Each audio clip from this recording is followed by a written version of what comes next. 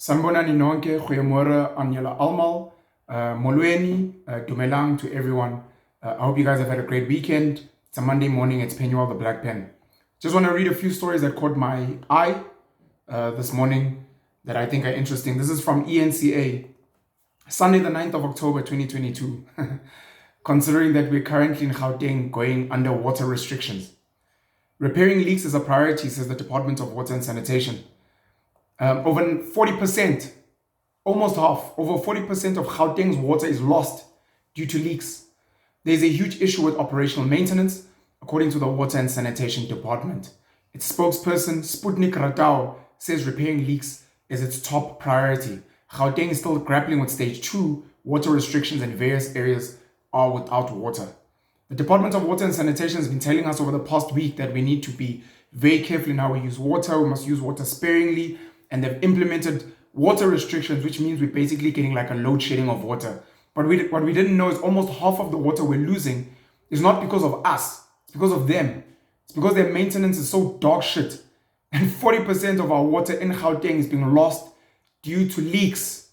I really hope Sputnik and the rest of his team are going to prioritize this, because South African citizens are tired of carrying the blame for government's ineptitude, incompetence, and maladministration. It's fucking pathetic.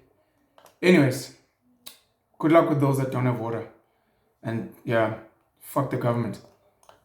Kanye West's Instagram and Twitter accounts have been locked over anti-Semitic posts. This is from theguardian.com. Let me see when this article was written. Why is there no date here? October 2022. Where the hell is the date? Stupid. So stupid. Anyways, I'm not sure when this is from. I think it came out like, oh, I see. The 9th of October. The 9th of October 2022.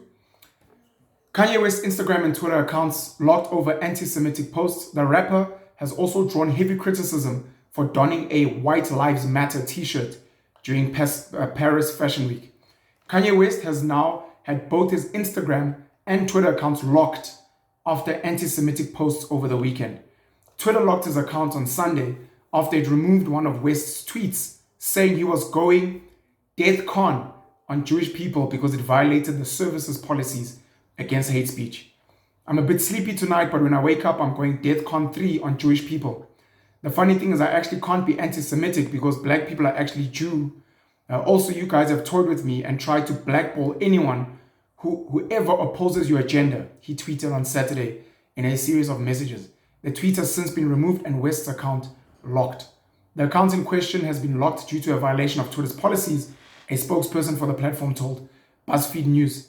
The social media company Meta has also restricted West's Instagram account after the rapper made an anti-Semitic post on Friday in which he appeared to suggest the rapper Diddy was controlled by Jewish people, an anti-Semitic trope, NBC News reported. The controversial rapper, who legally changed his name to Ye, recently drew heavy criticism for donning a White Lives Matter t-shirt during Paris Fashion Week. He also dressed models in the shirt containing the phrase that the Anti-Defamation League considers a hate slogan. The league, which monitors violent extremists, notes on his website that white supremacist groups have promoted the phrase. West was diagnosed with bipolar disorder several years ago and has spoken publicly about his mental health challenges. What is anti-Semitism? Anti-Semitism is hostility to, prejudice towards, or discrimination against Jews. A person who holds such positions is called an anti-Semite. Anti-Semitism is considered to be a form of racism. Would it not be so cool if people were prejudiced against you and your people, whether it's religious, whether it's racial, whether it's your nation? If you could just restrict them from using your social media platforms, kick them off your mainstream media platforms, bar them from using your businesses, etc., etc. Kudos to what the Jewish community has achieved since the Holocaust of Adolf Hitler. But sadly, it seems like some of them have become somewhat of bullies themselves, with some of the heavy influence they have in Hollywood, in mainstream media globally, in the financial money banking system globally, and on social media platforms. I'm in no way supporting what Kanye West is saying. I am very much against prejudice against people based on religion, race, nationality, etc. but I do feel that sometimes the community is a bit bullying as well in how they treat people who may slightly say certain things that they may not like. It's quite sad. The last story that I want to highlight, I left it for last because it really, really upset me, but I'm trying to woosah and not get as frustrated as I used to get before. Again, written on the 9th of October 2022 on businesstech.co.za. Free electricity and no load shedding for South Africa's millionaire ministers. South Africa's a party.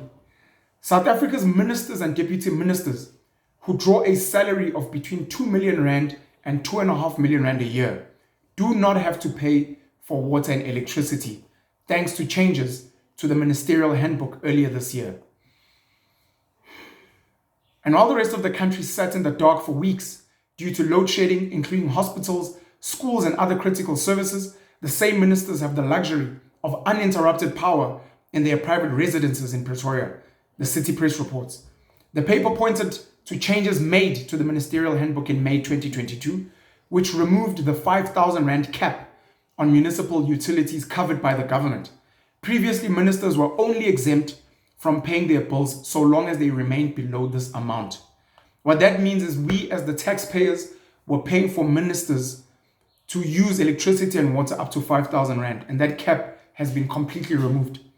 President Cyril Ramaphosa, who normally doesn't respond to journalists and other people that ask questions, who is never available in the country when things are going bad because he's busy on his diplomatic tours around the world.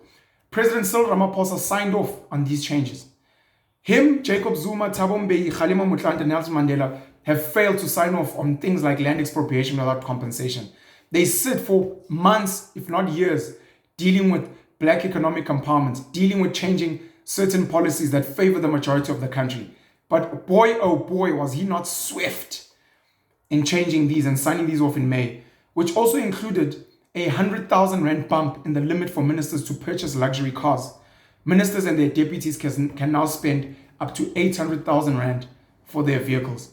As per the handbook, the Department of Public Works pays for ministers' utilities, so taxpayers foot the bill for these privileges and luxuries.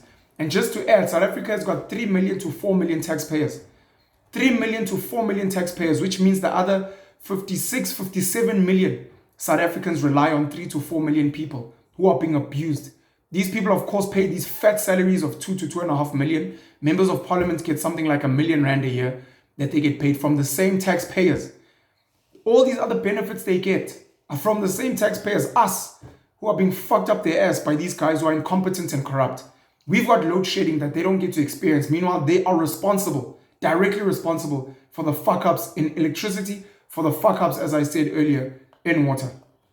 According to the City Press, cabinet ministers are also exempt from load shedding at their private residences in Pretoria, as their private residents in Pretoria are on the same grid as the union buildings, which cannot be powered down due to its status as a national key point.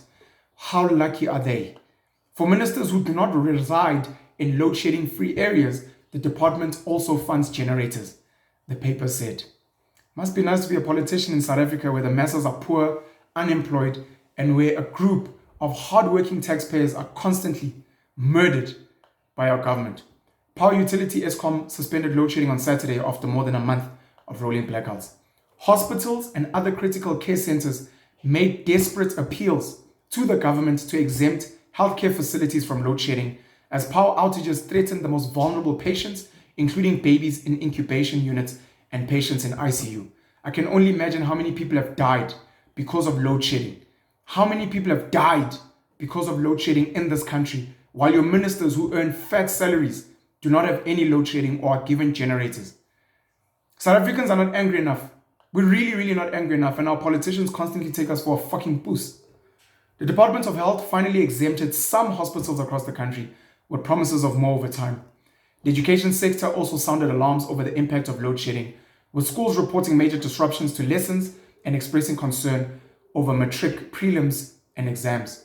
Economists and analysts have put the daily cost of load shedding anywhere between 250 million rand to 1 billion rand a day, and have already revised GDP growth projections for the third quarter of this year downward. It's the country we have, man. Country we have. Latest episodes of the Panel Show are out. Please go check out the Panel Show. Please subscribe to the Panel Show so that you can catch our Monday morning episodes. At midday today, the Virtual Mkuku on the Hustlers Corner is releasing its next episode at 12 p.m. midday. I'd like to thank you guys for the support on this channel, Penuel the Black Pen. Please don't forget to subscribe. Don't forget to click the notification bell so that you find out every new video that I post. Please join as a paying member and choose a package which makes sense for your pocket to thank me for the work that I do and giving some of these news to you, sharing some of my opinions, educating where I can. And just if you think I'm a good bloke, I'd appreciate that very much. This video is sponsored by Tact 24. Proactive Safety and Security is a new age private Tact 24. Proactive Safety and Security is a new age private security company that aims to be a leader in next generation security services. They offer a range of services tailored to your personal and business needs, from securing valuable cargo in transit, business premise security, to personal protection for corporate interests and high-risk individuals. Please visit them at www.tact24.com for more information. I will drop their website link as well in the description of this video. I'd like to thank Mike Masemola, who sponsored this video with Tact24. Please support them. Unfortunately, we know this country has high crime. Unfortunately, we know our police services are not as effective and efficient as we'd like. If you can support them, if you need their security services, please reach out to them. I'd also like to thank everyone else who sponsors my videos. If you would like to sponsor my video or any of my videos, please drop me an email. I'm dropping my email address in the description as well. And you can sponsor a video and I can help you market your business, market any products and services that you offer. And some of my followers and some of my viewers will hopefully then be able to support your business and help you grow as well. Penuel the Black Pen, have a great Monday. Don't get angry. Let's all meditate and woosah. Our government is very frustrating. Let's get politically literate. Let's get politically active. Let's have political reform so that corrupt, incompetent ministers, presidents, members of parliament, premiers, MECs, mayors, MMCs, ward councillors, and other politicians and other people in government departments are not holding us at their mercy of their uselessness. It's time for us to act as the citizens of this country, as taxpayers who are loyal to this country and who want this country to work. Love you guys very much, man. Have a great day. Cheers.